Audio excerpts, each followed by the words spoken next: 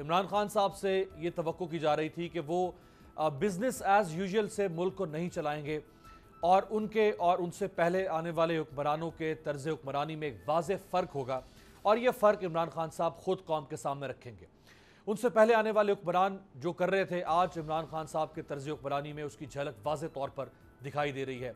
शहबाज शरीफ साहब भी इसी तरह से अस्पतालों में छापे मारते थे, MS को मुअत्तल करते थे, थानों में छापे मारते थे, SHO को मुअत्तल करते थे, लेकिन वो 10 सालों में एक खुदकार निज़ाम पंजाब के बिलखुसूस इदारों में नहीं ला सके, जिसको रिफॉर्म्स कहते हैं। और इमरान खान साहब को रिफॉर्म्स का मैंडेट मिला था। इमरान खान साहब ने भी वही सिलसिला शुरू कर दिया, बल्कि उनके साथ जो उनके वसीम अकरम प्लस है वो भी आज रमज़ान बाजारों में उसी तरह से छापे मार रहे हैं जैसे शहबाज शरीफ साहब छापे मार रहे थे। तो फिर अगर वही तर्ज हुक्मरानी देखनी है तो फिर कौम को शहबाज शरीफ वज़ीर आला कबूल था, नवाज शरीफ वज़ीर आज़म कबूल था, फिर इमरान खान और उस्मान बुज़दार की ज़रूरत क्यों पेश आ रही है? इमरान खान साहब ने मुख्तलिफ अस्पतालों में एक ही दिन में गए, जिसको छापा ही कह सकते हैं, जैसे शहबाज शरीफ साहब के छापे थे सरगोदा में, खुशाब में। ये ज़रा दिखाएं इमरान खान साहब जब अस्पताल में गए तो वहाँ के मनाजिर क्या थे।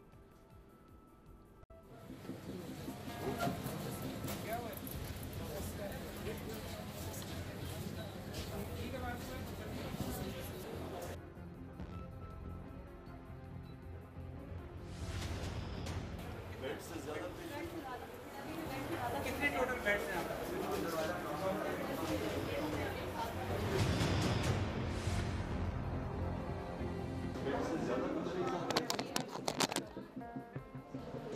बस काफ़ी पेशेंट्स हैं जो इवन वार्ड में बेड जब अवेलेबल नहीं होते तो हमें डिफरेंट वार्ड्स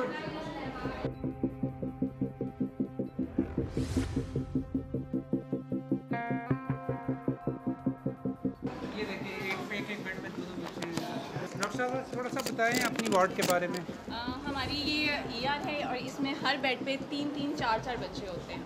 मतलब ये अक्सर रूटीन ये रूटीन है और समटाइम्स ये होता है कि हम बच्चे को रिहाइड्रेट करते हैं, बड़ा बच्चा है, छोटा बच्चा है, 4-4 बच्चे हमें मैनेज अक्सर इधर वेट पर आ रहे होते हैं। ये मेन है, ये पीडियाट्रिक इमरजेंसी डायरेक्ट भी आते हैं। सर यहाँ ये एक तो अपना डिस्ट्रिक्ट है ना, यहाँ ये डिस्ट्रिक्ट घेरा तक जाता है, वहाँ से आते हैं पेशेंट आपने। इसके अलावा सर खुशाब के आते हैं, मियाँ वाली के आते हैं, मियाँ वाली तक से यहाँ पे इधर से चले। हाँ, डिस्ट्रिक्ट जेल का सर जो तहसील पिंडारा खाना है वहाँ के पेशेंट है। वज़ीर आज़म का या किसी भी सूबे के वज़ीर आला का खुद जाकर जो सूरत हाल है अस्पतालों में, स्कूलों में या पुलिस स्टेशन के अंदर, उनको खुद जाकर देखना ये अपनी जगह पे ज़रूरी ज़रूर है। लेकिन अगर आप इस्लाहात मुतारिफ नहीं करवाएंगे तो सिर्फ छापों से अगर इदारे ठीक होते तो फिर आज शहबाज शरीफ साहब के छापों से पंजाब को दुनिया का तरक्की याफ्ता एडमिनिस्ट्रेटिव यूनिट बन जाना चाहिए था। इमरान खान साहब तलागंग में एक पुलिस स्टेशन में गए, ज़रा वहाँ के मनाजिर जो हैं ये भी आपको दिखाते हैं। जो लॉकअप में कैदी थे उनसे भी जाके इमरान खान साहब ने बात की। जो वहाँ पे सब इंस्पेक्टर था उससे भी उन्होंने रिकॉर्ड मंगवा के देखा। उनके साथ आज़म खान साहब जो प्रिंसिपल सेक्रेटरी प्राइम मिनिस्टर के वो साथ थे। डॉक्टर जफ़र मिर्ज़ा जो कि एडवाइज़र हैं प्राइम मिनिस्टर के हेल्थ केयर पे, वो प्राइम मिनिस्टर के साथ थे। लेकिन प्राइम मिनिस्टर ने निज़ाम को ठीक करने के लिए जो इस्लाहात मुतारिफ करवाना थी वो इस्लाहात अभी तक मुतारिफ नहीं करवाई जा सकी।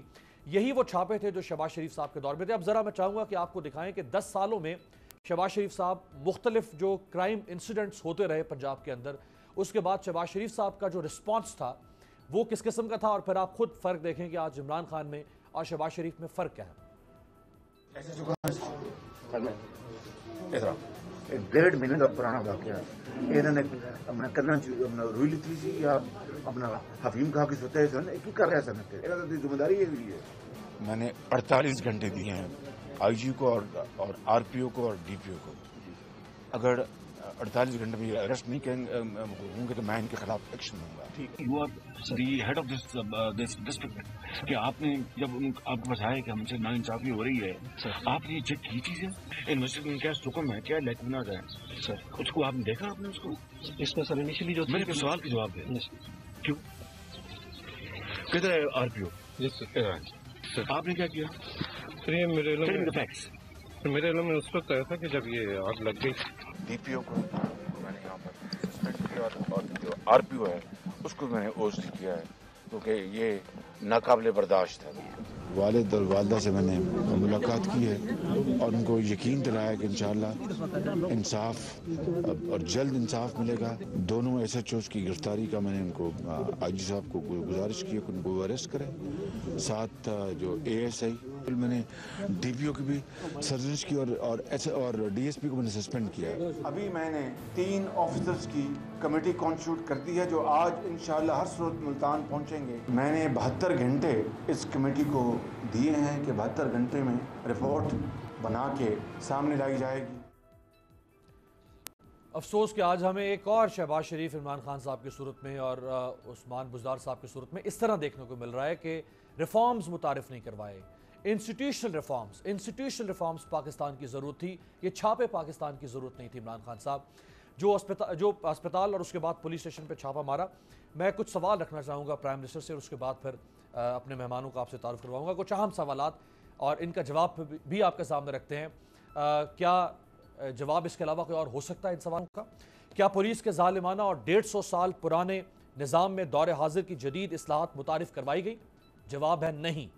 वज़ीर आज़म साहब, क्या आबादी और जराइम के तनासुब से पुलिस की नफरी में आपने इजाफा किया? जवाब है नहीं। क्या पुलिस को जदीद आलात, असलहा, गाड़ियाँ और जराइम पर काबू पाने के लिए टेक्नोलॉजी फराहम करने का कोई मनसूबा कौम के सामने रखा आपने वज़ीर आज़म साहब? जवाब है नहीं। क्या पुलिस थानों को अवाम दोस्त बनाने के लिए कोई इस्लाहाती मनसूबा सामने लाया गया? जवाब है नहीं।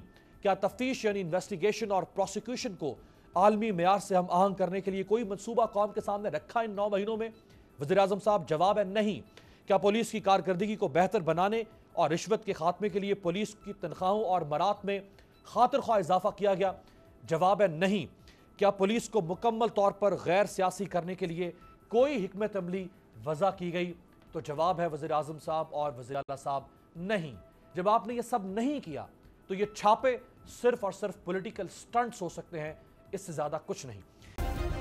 सब्सक्राइब करें और बेल दबाएं ताकि कोई खबर रह न जाए।